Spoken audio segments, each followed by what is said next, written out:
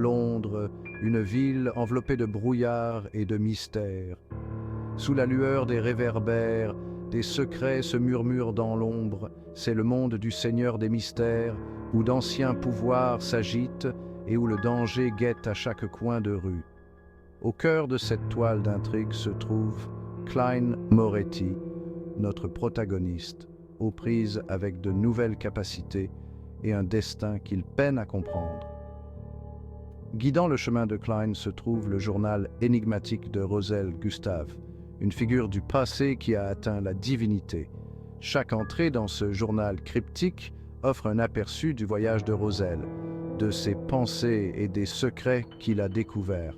Cependant, ces révélations ne sont pas sans prix, car la connaissance, en particulier celle de l'ésotérisme, peut être une arme à double tranchant. Dans une salle cachée, 3 personnages se réunissent, le fou, drapé de mystère, le pendu, le visage dissimulé, et Audrey Hall, sa jeune innocence teintée d'une soif de connaissance. Ils sont liés par un but commun, déchiffrer le journal de Roselle et percer ses secrets. L'atmosphère crépite d'anticipation alors que chaque participant apporte sa perspective unique. Le pendu, maître de l'information, offre ses connaissances. Audrey, désireuse de faire ses preuves, écoute attentivement, absorbant chaque mot. Le souffle coupé, ils tournent leur attention vers les pages jaunies du journal de Roselle. L'encre, effacée par le temps, semble murmurer des histoires oubliées. Chaque trait de plume recèle un indice, une pièce du puzzle qu'est la vie de Roselle et son ascension vers la divinité. Alors qu'ils s'enfoncent dans le journal, un sentiment d'émerveillement et d'appréhension emplit la pièce. Les mots de Roselle brossent un tableau vivant de ses aventures, de ses luttes et de ses triomphes. Ils offrent un aperçu d'un monde à la fois familier et étrange, un monde où les frontières entre la réalité et le surnaturel se confondent. Section 4. Les mots de Roselle, écho d'un autre temps. Les entrées du journal sont un mélange de profondeur et de banalité, de sérieux et d'humour. La voix de Roselle, préservée à travers son écriture, jaillit des pages pleines d'esprit, de sarcasme et d'une touche d'autodérision. Il raconte ses expériences avec une franchise à la fois rafraîchissante et désarmante. S3. Média. A person reading an old diary, a handwritten journal entry with whimsical handwriting, vintage diary with humorous notes. Aujourd'hui, j'ai appris que devenir un dieu ne vous immunise pas contre les situations sociales embarrassantes. Apparemment, même les divinités peuvent trébucher sur leurs propres pieds devant une foule. Section 5.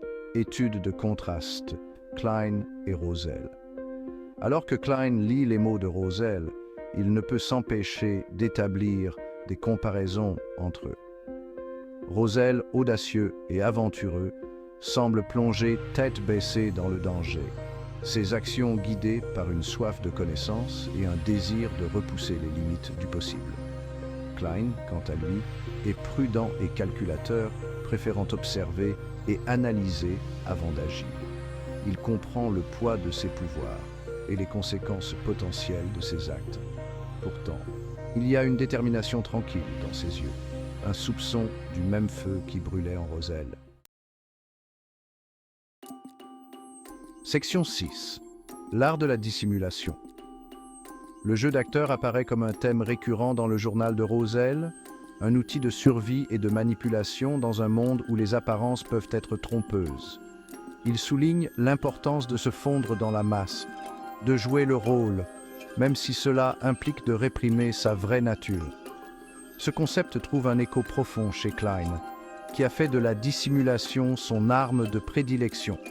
Il comprend que dans le monde des sociétés secrètes et des intentions cachées, la connaissance est un pouvoir, et en révéler trop peut être mortel. Section 7. Ce que l'avenir réserve. Alors que la réunion touche à sa fin, un sentiment de malaise persiste. Les entrées du journal ont soulevé plus de questions qu'elles n'ont apporté de réponses, laissant entrevoir une conspiration vaste et complexe qui dépasse de loin leur entendement. Ils réalisent qu'ils ne sont que des pions dans un jeu beaucoup plus vaste, un jeu dont les enjeux sont plus importants qu'ils ne l'auraient imaginé. Forts de ces nouvelles connaissances, ils doivent avancer avec prudence, car chaque pas qu'ils font pourrait les rapprocher de la vérité ou les enfoncer davantage dans le danger.